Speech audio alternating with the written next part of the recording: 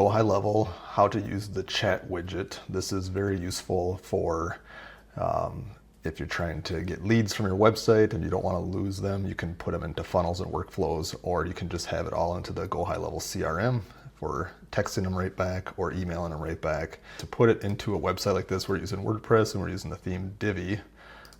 What you want to do in GoHighLevel here is up in the top right hand corner.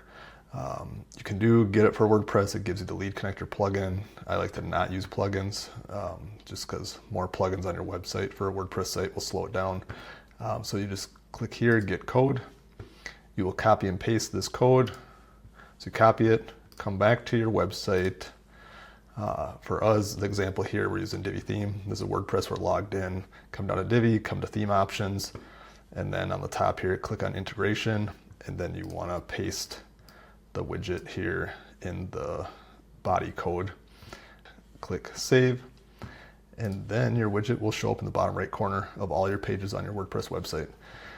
So let me know in the comments below what you would like to do with your GoHighLevel, what things you're having trouble with, and maybe we'll do that for the next tutorial. Thanks for watching.